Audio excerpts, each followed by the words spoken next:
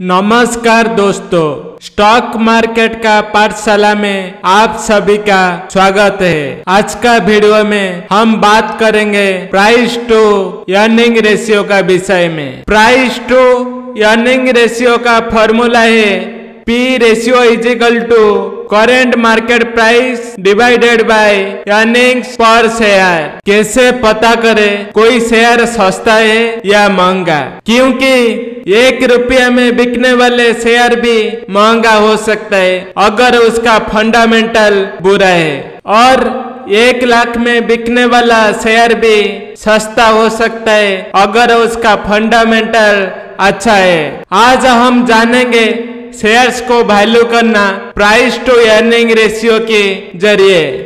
एक सिंपल सा एग्जांपल लेते आईफोन का। अगर यही फोन आप किधर से 20,000 में खरीद ली तो एक अच्छी बाई है, आपको एक बार्गेनिंग मिल गया। अगर यही आईफोन आप किधर से 1 लाख में खरीद ली तो बहुत बुरी बाई है, आप उसको बहुत ज्यादा पैसा दे दिए। और फोन वही है, आप दाम क्या दिया है उससे डिसाइड होता है वो फोन आपके लिए अच्छी रही या बुरी। ऐसे ही शेयर्स भी वही रहते हैं। अगर आप उसी शेयर्स को 20 रुपये में खरीद ली तो अच्छी हो जाता है, अगर आप उसी शेयर्स को 40 रुपये में खरीद ली तो बुरा हो जाता है। लेकिन हर फोन का फ्यूचर्स भी अलग होते और क्वालिटी भी अलग होते। तो नोकिया के लिए जहां आप 5,000 भी नहीं देंगे, वहां आईफोन है तो आप 50,000 भी दे देंगे, क्योंकि क्वालिटी में और फ्यूचर्स में डिफरेंस है। ऐसा ही किसी शेयर के लिए 100 रुपया भी नहीं देंगे और किसी शेयर के लिए 1,000, 5,000, 10,000 भी दे देंगे। कौन सा शेयर्स के लिए देना है 100 रुपया और कौन सा शेयर्स के लिए देना है 10,000 रुपया, ये डिसाइड होता है उसका अर्निंग से। जब हम P रेशियो की बात करते हैं, P रेशियो का मतलब क्या होता है? देखिए, P रेशियो, इसकी अगर हम फुल फॉर्म बोले तो P का मतलब है प्राइस, E का मतलब है अर्निंग। करेंट मार्केट प्राइस को अर्निंग पर शेयर्स में डिवाइडेड करते हैं, क्योंकि प्राइस को अर्निंग से डिवाइडेड करते, इसके लिए इसको P रेशियो बोलते हैं। इन्फोसिस का करेंट मार्केट प्राइस 1567.80, उसका EPS है 45.61, उसका P रेशियो निकल के आया 34.37। ये जो 34.37 हमको क्या बता रहा है? ये हमको बता रहा है कि जो करंट मार्केट प्राइस है वो अर्निंग पर शेयर्स का कितना गुना है, कि EPS की तुलना में करंट मार्केट प्राइस कितने गुना है। P का नंबर हमको ये बताता है current market price earning per shares का कितना गुना है। P रेशियो अगर कम है तो उसका मतलब स्टॉक अंडर वैल्यूड है, यानी सस्ता वैल्यूएशन पर मिल रहा है, या इन्वेस्टर को कंपनी का फ्यूचर परफॉर्मेंस पर भरोसा नहीं है, इसलिए वो स्टॉक में इंटरेस्टेड नहीं है। यूजुअली लोग समझते किसी कंपनी का P रेशियो कम है तो वो स्टॉक अंडर वैल्यूड है, पर P रेशियो कम है इसलिए वो स्टॉक अंडर वैल्यूड है, ऐसा कुछ नहीं है। उसका P रेशियो कम होने का पीछे ये कारण भी हो सकता है कि वो स्टॉक खराब परफॉर्मेंस कर रहा है या उसका फ्यूचर इन्वेस्टर को सही नहीं लग रहा है, इसलिए इन्वेस्टर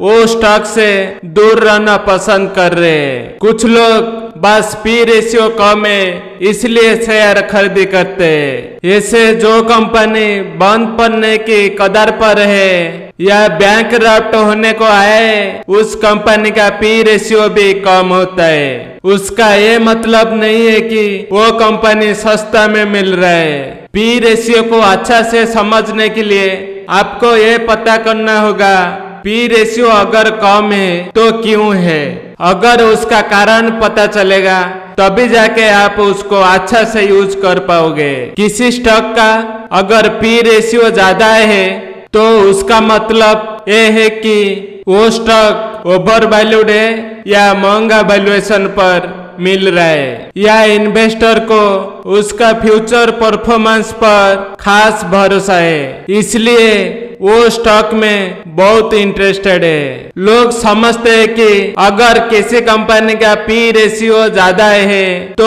वो स्टॉक ओवर वैल्यूड है, तो पी रेशियो ज्यादा है इसलिए वो स्टॉक ओवर वैल्यूड है, ऐसा नहीं है। उसका पी रेशियो ज्यादा होने के पीछे ये कारण भी हो सकता है कि वो स्टॉक बहुत अच्छा परफॉर्म कर रहा है और इसका फ्यूचर ग्रोथ पर इन्वेस्टर को बहुत अच्छा कॉन्फिडेंस है। अगर कोई भी चीज सस्ता मिल रहा है उसको खरीदी करने का भी सही नहीं है, आपको बाकी चीज का भी देखना होगा। अगर आप साड़ी खरीदी करने के लिए जाते हो इसलिए वो सस्ता मिल रहा है इसलिए उसको खरीदी नहीं करते हो, अब इसकी क्वालिटी, कलर, मटेरियल ये सब भी देखते हो। कोई साड़ी अगर अच्छा है, उसका क्वालिटी भी अच्छा है और वो सस्ता में भी मिल रहा है, वो एक अच्छी डी ग्रुप है। इसलिए आप जल्दबाज में एक दो चीज देखकर शेयर मत खरीदे। कंपनी का पूरा एनालिसिस करो, उसका बाद में शेयर खरीदी करो, क्योंकि फाइनेंशियल रेशियो फंडामेंटल एनालिसिस का एक छोटा सा हिस्सा है। पी रेशियो कम है या ज्यादा उसी इंडस्ट्री का बाकी कंपनी से कंपेयर करने का, या उसी कंपनी का पी उसी इंडस्ट्री का पी से कंपेयर कर सकते हो। इंडस्ट्री पी मतलब उसी इंडस्ट्री का average P ratio. For example IT industry का पी रेशियो सारे आईटी कंपनी का पी रेशियो का एवरेज होगा। अगर आपको इन्फोसिस का पी रेशियो कम या ज्यादा पता करने के लिए आपको सारे आईटी कंपनी का पी से कंपेयर करना होगा, या इन्फोसिस का पी रेशियो को पूरा आईटी इंडस्ट्री का पी रेशियो से कंपेयर करना होगा। जब आप मनी कंट्रोल पर जाकर कुछ स्टॉक का नाम सर्च करते हो, यहाँ पर आपको उसी सेक्टर का पी मिल जाएगा। अलग अलग कंपनी की पैसा कमाने तरीके भी अलग अलग होते हैं, उनका बिजनेस कमाने तरीके भी अलग अलग होते हैं, इसलिए उनका वैल्यूएशन निकालने का तरीका भी अलग अलग होता है। इसलिए डायरेक्टली पी रेशियो देखने की बजाय आप उसी इंडस्ट्री का अलग अलग कंपनी से कंपेयर करना चाहिए। और मेन बात है, सिर्फ पी रेशियो देख के काम नहीं चलेगा, आपको ये पता करना होगा अगर पी रेशियो कम है या ज्यादा है तो क्यों है, या कंपनी ने हाल ही में जो प्रॉफिट कमाया है वो टेम्पोररी है या आगे भी उसी परफॉर्मेंस बरकरार रहने वाली है। फॉर एग्जाम्पल कई बार क्या होता है कि कंपनी की कोई वन टाइम इन्वेस्टमेंट की वजह से कंपनी की पी रेशियो में कोई बड़ा बदलाव आ जाता है, इसलिए पी रेशियो कम या ज्यादा क्यों हुआ उसका कारण आपको पता होना चाहिए। पी रेशियो एक बहुत इंपॉर्टेंट और वैल्यूएशन रेशियो है। कंपनी की वैल्यूएशन को समझने के लिए आप सिर्फ एक वैल्यूएशन रेशियो में डिपेंड नहीं रह सकते। कंपनी की वैल्यूएशन को समझने के लिए आपको बाकी वैल्यूएशन रेशियो जैसे कि book value, EV by EBITDA, price cash flow ratio, इन पर भी नजर रखनी चाहिए। दोस्तों, आपके लिए एक सवाल है, ये है एमआरएफ का प्राइस है 81,142.30 रुपीज। ये है बालकृष्ण इंडस्ट्रीज का प्राइस है 2,298.85 रुपीज। इसमें वैल्यूएशन का हिसाब से कौन सा स्टॉक महंगा है, कौन सा स्टॉक सस्ता है, आप बताइए। आप सब सोचते रहेंगे एमआरएफ का प्राइस ज्यादा है इसके लिए वो महंगा है, और बालकृष्ण इंडस्ट्री का प्राइस कम है इसके लिए वो सस्ता है। ऐसा नहीं है, चलिए देखते हैं। यहाँ पर पहले एमआरएफ का पी रेशियो कैलकुलेट करते हैं। यहाँ पर MRF का प्राइस है 81,142.30 रुपीज डिवाइडेड बाय EPS है 3011.18 इजिकल टू 26.94 इसका P रेशियो है।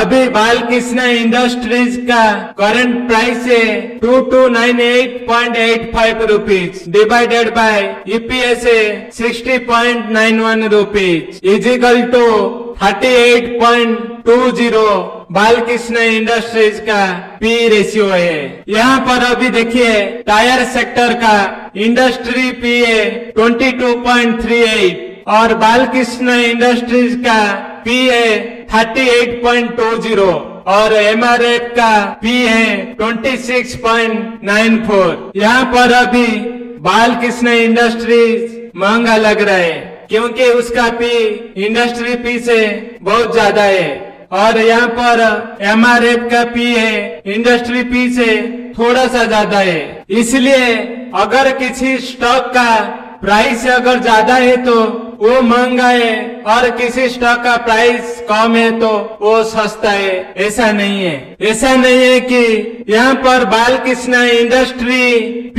ज्यादा है तो हम बाय नहीं करेंगे।